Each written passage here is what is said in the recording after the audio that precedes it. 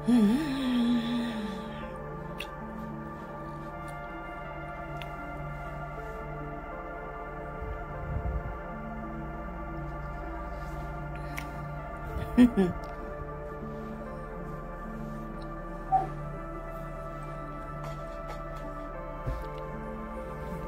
egun kílé tẹ̀ràn jù ẹ̀tì ìgbàpò ti ṣílẹ̀ ìjókòó. Èmi náà fẹ́ wá ṣèké mà ní.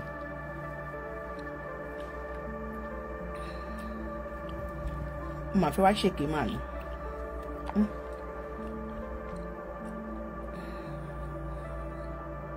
Nigerians are so gullible.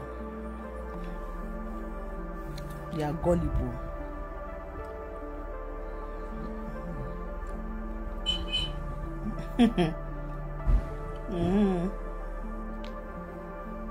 Eke is my hobby. Ẹ̀yin gan ṣèké Yàmá egun ẹ lè rọrùn wọ̀ ọ̀run yóò sáté. Jẹ́ ń jókòó kì í ṣe kébì mi ò ti àmúra ṣó wa o.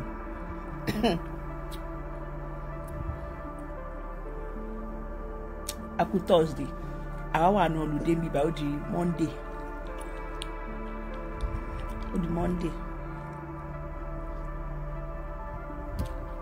Tèmilọ́lá ẹnu ice ẹ̀nlẹ́ o.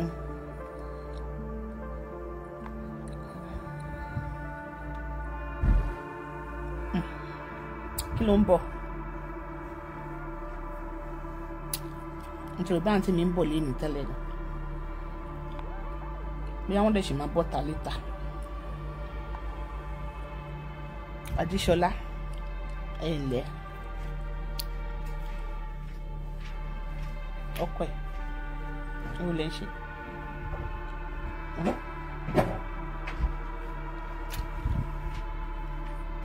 Mo wá ṣèké ni o. Daddy, I'm not working here. Máa ń gbé fóònù mi lẹ́yìn. Mo wá ṣèké. The case my hobby. Ẹ ṣé. Jẹ́ ń jókòó. Mbọ̀. Fáànù yóò kàn fẹ́ kọ́tì mi. Ẹ jẹ́ ń jókòó. Mi ò gbà wọ bra. Ẹ má rọyàn mi o. Ẹgbẹ́ kí ló ń ṣẹlẹ̀?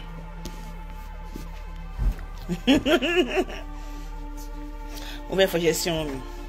Mo dẹ̀ ti bẹ̀ ọkọ mi kó bá mi ṣe ó ní ká ṣe lọ́la. Ẹgbẹ́ kí ló ń ṣẹlẹ̀? Mo fẹ́ dé fìlà báńtì mi ṣe ń dé fìlà. Bí èyí mẹ́sàn ṣe máa ń ṣe fìlà wọn lé Ọlọ́run mọ bọ́ yẹn rí ṣe. Bí èyí mẹ́sàn ṣe máa ń ṣe fìlà wọn lélẹ̀. Èyí mẹ́sàn bọ́ yẹn máa ń ṣe fìlà wọn lélẹ̀. Jílẹ̀ Tadékọlá Ìyábọ̀ ọ̀pọ̀ ọmọlẹ́kùn Jayé kí ló ń ṣẹlẹ̀? Nigerians are so gullible. Mo rí nǹkan kan. Ẹ mọ woman tán máa ń pè ní I will not mention her name. Kì í ṣe Yorùbá o. Ó máa ń ṣe content. Ó sanra báyìí. Ó ti wá gbẹ. Ó ti wá ń gym. Although I don't know much about her because I'm not her fans. Mo wá rí pé ẹni yẹn release photoshoot oyún Ọládiméjì Awẹ̀lì Bọ́láńlé Ọlábọ̀dé Mr. Túndé. Ó release photoshoot oyún.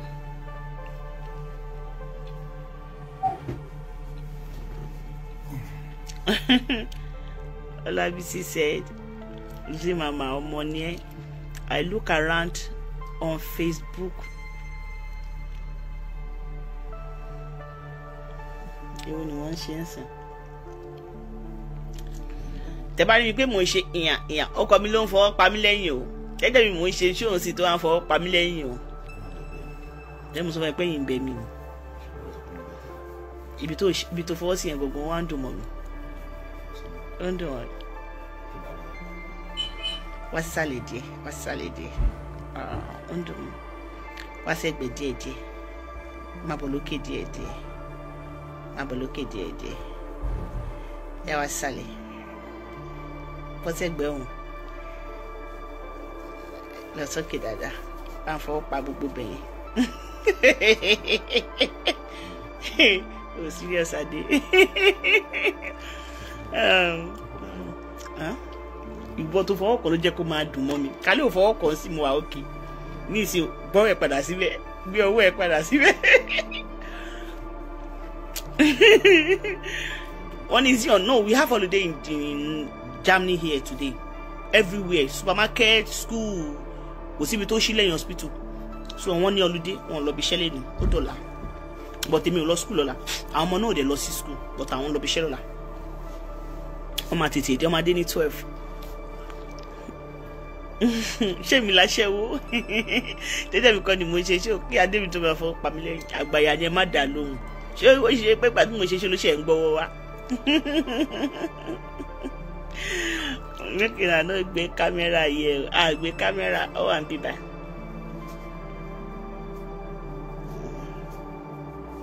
èmi àtọkọ mi ní party kan níjọ́ Saturday so à ń lọ sí party kan níjọ́ Saturday don't worry I will give you video. má bẹ́ẹ̀ ṣe lọ́la má bẹ́ẹ̀ dá ẹ̀ lọ́la ẹ̀ mọ́ mi létí black dye yẹn ó ti tàn ẹ̀rọ ẹ̀ máa rà bọ̀ àwọn ọmọ ẹ̀ ló ń gbé mi jáde lọ́la kí n lè ra black dye yẹn bọ̀. Abeg don't resemble Adotosho in that area. bí báwo bónẹ́ẹ̀tì àǹtí mi mo ẹ rí pé báwo tí mi ṣe máa ń dé bónẹ́ẹ̀tì ẹ. now alájà Raimot ẹ̀ńlẹ́jà rẹ̀ kúrọ̀lẹ̀ Rótìmí Abọ́sẹ̀dé Kíkẹ́ lọ́mọ ẹ̀ńlẹ́ núvíìsì ẹ̀ńlẹ́ o Juliet Adékọ́lá. náà ọ̀rọ̀ tí mò ń sọ lọ wọ́n ní lọ́ọ̀fù náà yẹn ṣe lọ́ọ̀fù kéèyàn fọwọ́ báyọ̀ bẹ ẹ̀yìn ṣe lọ́ọ̀fù ni ìgbà ò lọ́ọ̀fù mi dúró náà ìgbà ò lọ́ọ̀fù mi ó lọ́ọ̀fù mi kò lọ́ọ̀fù mi má dá lóhùn.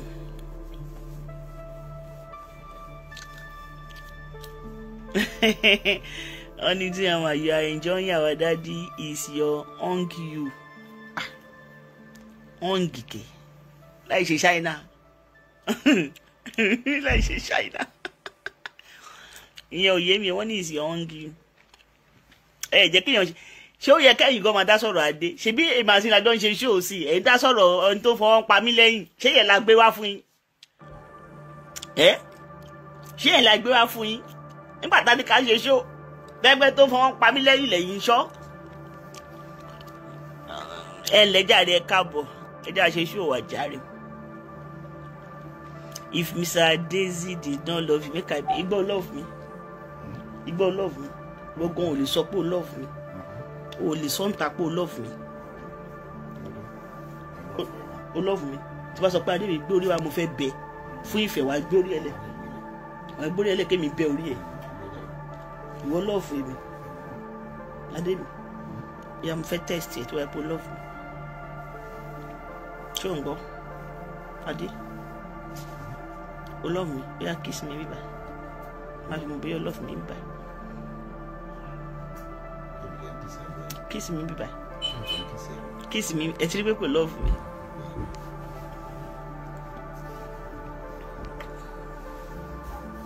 ibi tí mo ní kó kiss kọ́ ló ń kiss ibi bá lè lọ kiss ó kú bíbá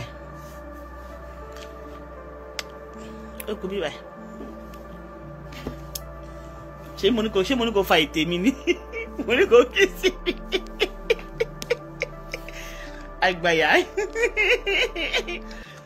àgbàyà ní ẹkọ ẹ ọrùn ẹ ò sáté ẹ lẹjàre ẹ kásán kojú sọkọ kàp ní òfìlà yìí mẹsọ ni yìí mẹsọ ló dé fìlà báyìí yìí mẹsọ ló máa ń dé fìlà báyìí.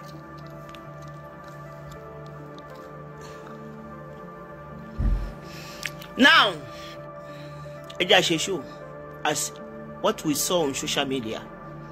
Arábìnrin tí mò ń sọ lọ fún ẹ̀yin tẹ̀sẹ̀ ń bọ̀ arábìnrin kan wà mi ní dárúkọ ẹ̀ ó sanra báyìí ṣùgbọ́n decoder ẹ máa decode ẹ má dá orúkọ ẹ lórí péjì mi o, ẹ má dá orúkọ ẹ lórí péjì mi. Ó sanra báyìí, ó wá gbẹ. Èmi mọ̀ dí tó fi gbẹ o, because mi kì í ṣe fans ẹ, and a lot of story nípa ẹ̀mí ò mọ̀. I will not lie to you, but mo kàn mọ̀ pé ó sanra tẹ́lẹ̀ wá gbẹ. So once in a while mo máa ń ra àwọn content ẹ̀ tó máa ń fò káàkiri, but torí pé mi kì í ṣe fans ẹ̀ mi ò kí ń wò. Ẹ dẹ̀ má fọ́ ojú kámẹ́rà báyìí nítorí Ọlọ́run. Ṣé fìlà mi ló ń fojú kámẹ́rà? Ṣebí Yèyé Mẹ́ṣẹ̀ ló máa ń dé fìlà báyìí? Ṣé yóò rí pé Yèyé Mẹ́ṣẹ̀ ló máa ń dé fìlà báyìí? Mi ìwọ bra ni o, mi fẹ́ kẹ́ rí ọyàn mi. O mo ṣe kákò. Now arábìnrin yẹn ó wá gbé síta pé òun lóyún.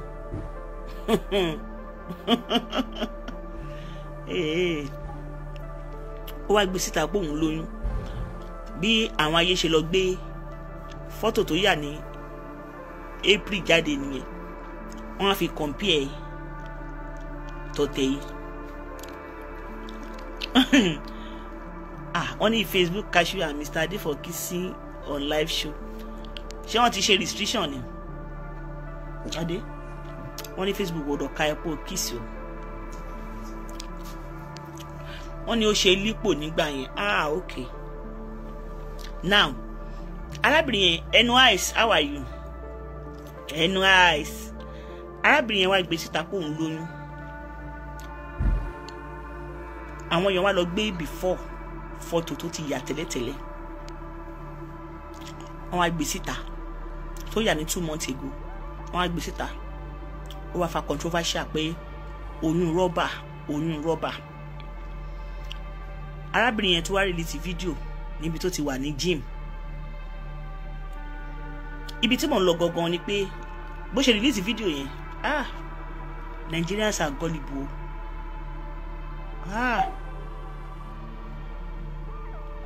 They are gullible. Bó ṣe release fídíò yẹn, ó wá show mi pé ibi tó ti wà ní gym tó ti ń ṣe exercise. Madam Kemi Olunloyo, Dr. Kemi Olunloyo, the investigative journalist, wọ́n á gbé kíní yẹn síta. Wọ́n á jẹ́ kó yá àwọn èèyàn pé old video ẹ̀ ní tẹ́lẹ̀tẹ́lẹ̀. Ṣẹ́rí ní èjì tárábìnrin yẹn wà yìí kò lè lóyún kó ní energy bẹ́yẹn. Fine, àwọn tó lé energy bẹ́yẹn wà. Ikùn tó gbé síta nínú photoshoot, ikùn yẹn ṣe róbóróbó.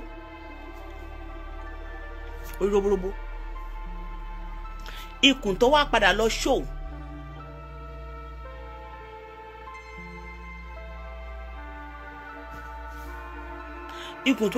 show nínú fídíò ibi tó ti ṣe ikùn sílẹ̀, ìyẹn ní igun. Ikùn yẹn ní igun níbi ọwọ́ òkè báyìí.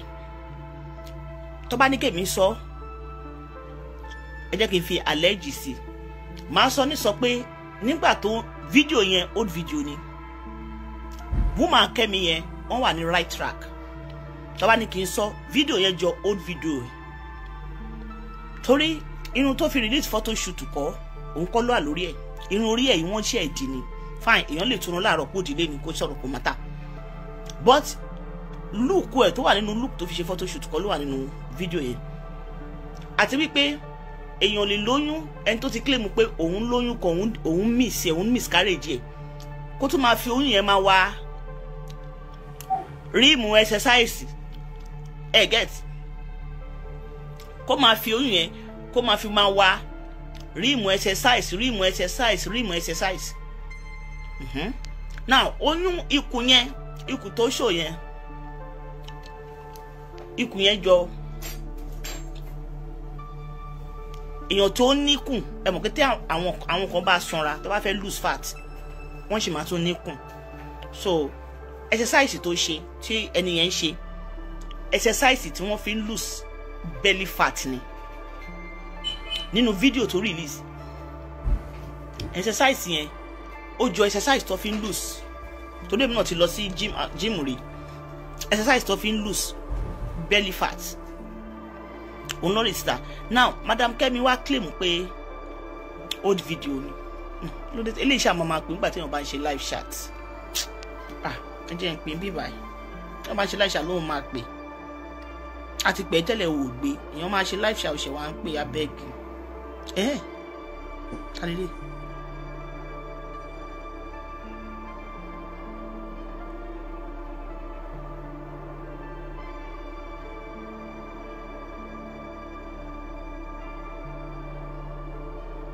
What's this?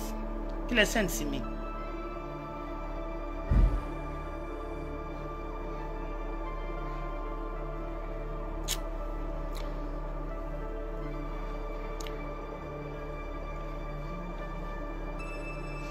Ṣé nọ́mbà ya gàgà wà ń bẹ̀? Nọ́mbà ya gàgà wà ń bẹ̀? Ẹ bá mi pè. Anthony, I need to talk to you yẹn. Ṣé kò sí? Kí lẹ fẹ́ bá mi sọ? Ṣé ẹ̀yin lẹ send photo sí mi?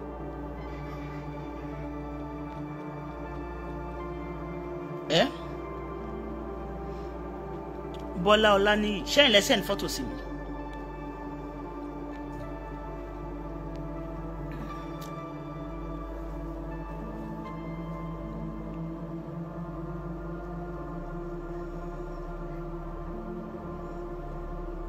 Kò tún gbé. Enjoy it. Madam, I did live program. Let me finish. I'll call you back, I beg.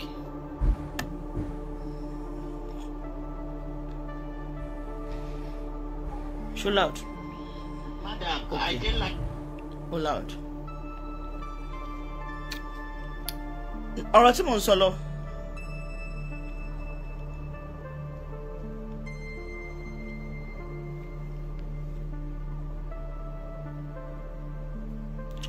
You have been removed from the group. Hello? Yeah, Shewa. Move a live program.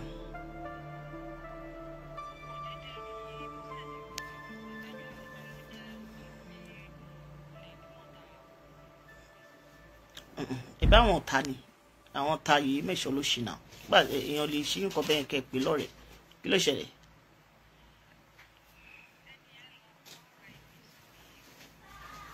Kí lẹ lọ ṣe lórí péjì ẹ?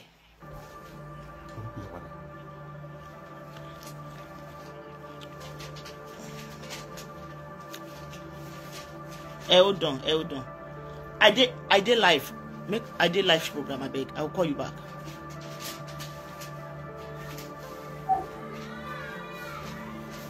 Hello, mo ń gbọ́ yín.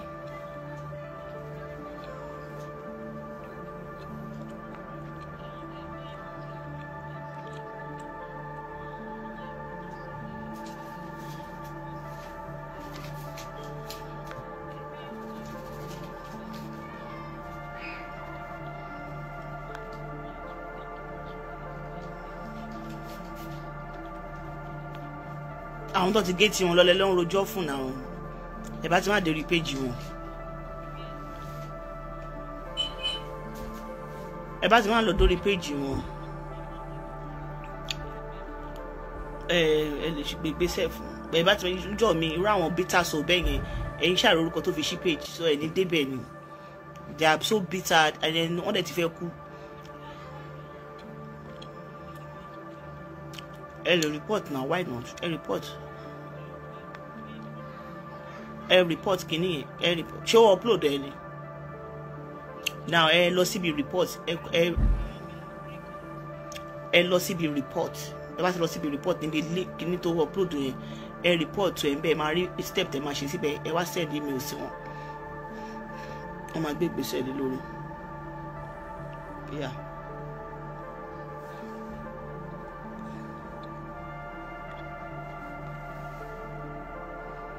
Someone said, Zimama, the image didn't abuse Yinka. They are only looking for a way both of them will fight.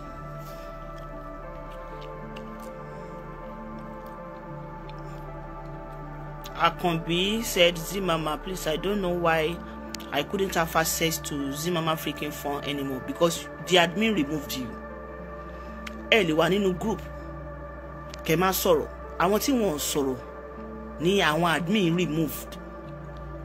I cannot add you back. Admin tó remove yín yẹn, ẹ máa rí orúkọ admin tó remove yín, ẹ lọ ṣáàtì ẹ̀ pé kán add yín. So ti yẹn, iṣẹ́ làwọn admin mi ṣe ń bẹ̀ yẹn. Because ẹlòmíì wà láti wà tó ti wà ní group ẹ sọ pé ẹ lẹ́ ń bẹ̀ yẹn o. So since tí ẹ dẹ̀ sọ pé ẹ lẹ́ ń bẹ̀ àwọn èèyàn náà ló jẹ́ kí group máa wà lively. Òun làwọn admin ṣe decide láti yọ wọ́n. So èmi lè ní group but àwọn admin mi náà àjọ máa ń collide together, we drop smile together.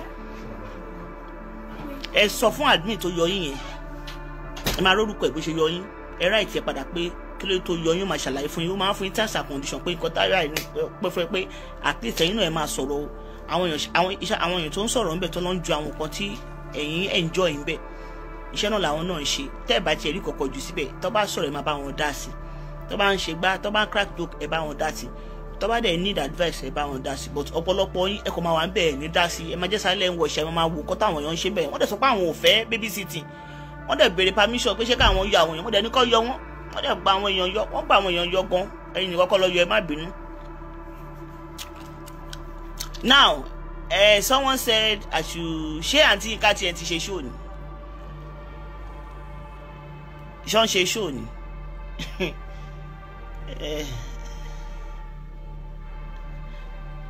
I don't understand what you are writing here. I don't understand.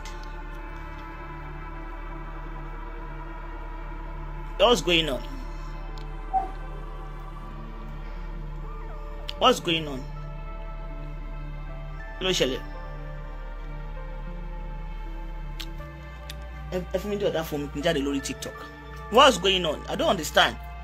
That Zimama, please shout Yinka TNT that Yemesho didn't abuse her. I don't understand what you are writing here.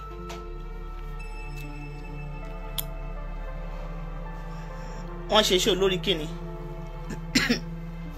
Lórí kí ló fi ṣe show? What happened? Kí ló ṣẹlẹ̀?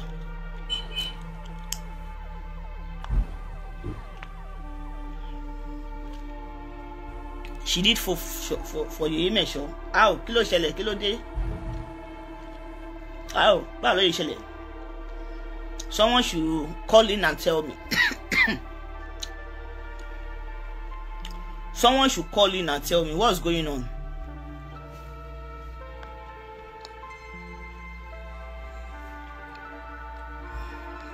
Nígbà wo nìyẹn? Kí ló ṣẹlẹ̀? Kẹ́yìn kan pè mí wọlé ẹjọ́.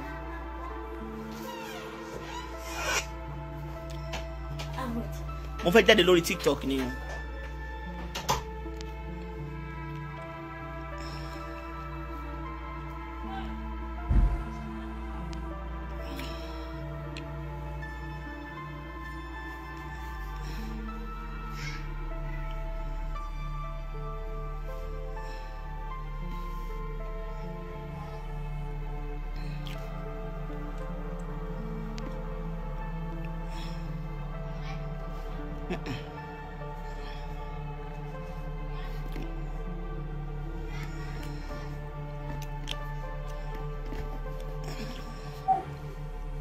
Jáde live lórí TikTok. Kí ló ṣẹlẹ̀? Zimama, watch the video yourself. Ṣé ká play it? Èmi ṣì ń bínú sáǹtì yẹn kárí mi ṣe fẹ́ play show wọn. Kí ló ṣẹlẹ̀? Wetin dey happen? Wetin dey sọ? Kí ló ṣẹlẹ̀? Èmi bínú sí wọn. Ọlọ́run, mo sùn látàbí mọ̀ pé wọ́n ṣe show. Kí ló ṣẹlẹ̀? I no wan play a show. What happen? Èmi bá àǹtí yẹn kájà. Mo ń bínú sí wọn. Give me my Bluetooth. Hey, mama. Bluetooth gbé àwọn bí tẹ́lẹ̀ ń tóbi lọ, ó kàn tóbi ó kàn fẹ́fẹ́fẹ́ ṣágbára ẹ máa ká ọmọ ìyáde, ọmọ ẹ̀ tó kàn lọ ń fẹ́fẹ́fẹ́ yìí Hey, I'm doing live video. Get out, let me finish, we talk about it. Go outside. Get out, tell your dad.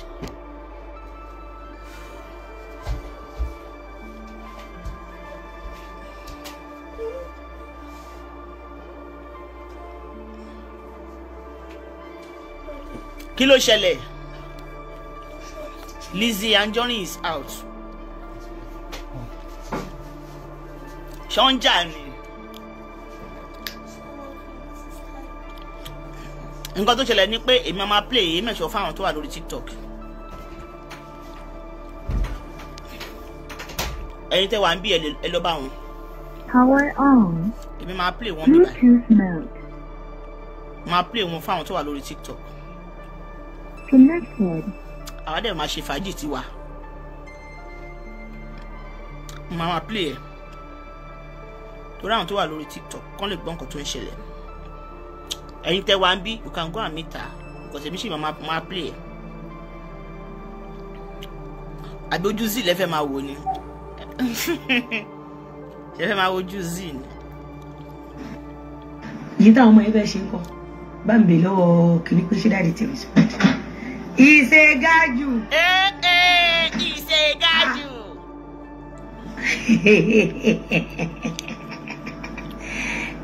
Mo ti wà live lórí TikTok.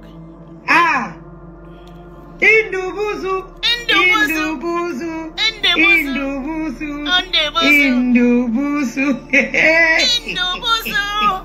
Indubusu. Ilé àná yẹn ń tà. Ó dùn, ó dùn. Ó ń tà. Yàsín gbàǹtì mi. Mo ń tì. Indubusu. Indubusu. Indubusu. Ẹ lọ join wọn o. Indubusu ike. Àwa ń ṣe fàájì tiwa kó lè fáwọn ará TikTok. Na him chop snail o. Na Indubusu no collect house money. They don't carry paripa go court o. Torí Indubusu that one need the money. Ẹ wá gbọ́ àṣírí. Tó bá jẹ́ gẹ́gẹ́ kí n mọ̀. Ẹ wá gbọ́ àṣírí dorí mẹ́tí olówó lè sọ lẹ́yìn pátí. Gist lover. Kí lè Alhaji Wasiu ṣe fún ẹ? Àwọn ọmọ ọ̀sán ti ara wọn. Tó fẹ́ lọ tún lé wọn. Tó rí ẹ pẹ̀lú ojú kòròkòrò báyìí. Èmi ti sọ anybody tá bá ti gbà lọ́wọ́ Gist lover. Tẹ́ẹ̀dẹ̀ sọ pé ibẹ̀ lẹ́fẹ́ dúró sí kò sí ní ta fẹ́ ṣe. Ẹ lọ join wọn Facebook. Ẹ jágbó ilé. Mo ń play fáwọn tó wà lórí TikTok. Ẹ jágbó ilé. Ìgbà tó wá ṣe trap. Wọ́n bá ní pé kò sí àwọn ọmọ ìyá mọ̀ bẹ́ẹ̀. Ṣé o lẹ́rìí? Ó ní. Kéde ń parọ́ mọ́ mi. Ará ọ̀run gbé pósí. Aṣáméegun. TikTok. Mẹ́sẹ̀gì tí mo ti sọ wípé wọn ò sí ń bẹ̀ dà. Àbí voice note tí mo fi bẹ́ẹ̀ sọ pé wọn ò sí ń bẹ̀ òun dà.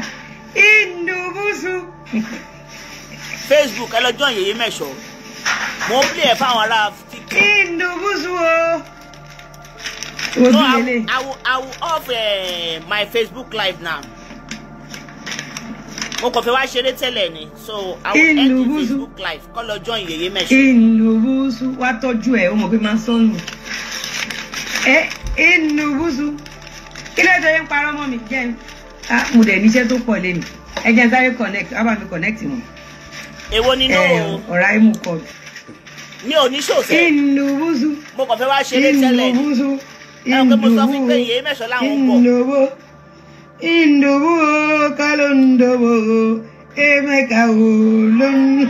So tó bá ti parí show wọn, àwọn máa ń sọ̀rọ̀ lórí nǹkan tẹ́ ní ká ṣe. Ẹ má worry. Please don't báwo. Adéyínká Naji. Go and watch Yèyé Mẹ́sọ̀ on her page. Àmọ́ ti ṣáyín sí blocking ni. T-Warriors blog. Yèyé Mẹ́sọ̀ is live on her page. You can join her. No. Adéyínká ṣe Yèyé Mẹ́sọ̀ ti ṣáyín sí blocking ni. Lẹ́ṣẹ̀ ní má lọ. Ó dàbọ̀ ti ṣáyín sí blocking. Emeka. Ṣé Emeka ló kó bá dùbú sí? Ó dàbọ̀ ti ṣáyín sí blocking. Wọ́n bá mi tún kún ní ìtàn ìwọ. Mo stream fún ẹ̀yin tẹ̀wá ní TikTok. I'm streaming it live for you guys. Shifam 111. Bá mi connect ilé mọ́ Oraimo. Yèyé Mẹ́sọ̀ is on live chat, so I'm streaming it for you guys on TikTok. Emeka ló ń dobo. Indubusu ni wọ́n kọ̀ wọ́n ò sanwó ilé o. Indubusu. Kí ló táwọn èèyàn ṣe ń parọ́ mọ́ mi? You love my face. Ẹ lọ wojú àǹtí mi. Kẹ́sì David yẹn. Fìlà àǹtí mi dẹ̀ mo dé o. Ó fẹ́ fi gba donation. Irú fìlà wọn mo dé o. Mo fọ́ṣẹ́ wèrè. This lover adọ́tọ̀ ṣì fọkàn balẹ̀ failed actress sórí èmi àti ẹ tó bá ń gbọ́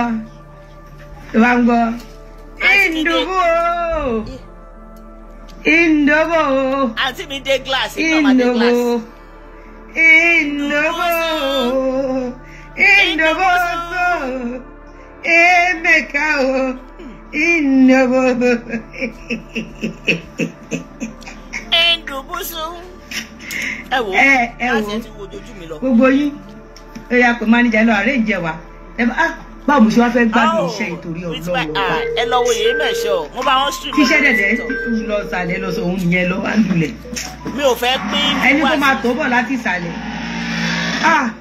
tí mo dẹ̀ fẹ́ gbádùn iṣẹ́ yìí Ọlọ́run. Adeyinka Nadi, you appreciate the fact that you want to be seeing my face, ma'am. Ẹ lọ wò wọ́n, tẹ́ bá ti wò wọ́n tán tí èmi bá ti drop, I will go live, ma go live. So I wan analyze. Ẹ ò fẹ́ káwọn èèyàn mọ̀ ẹ́ mọ́ Gistlover ni kí ló dé.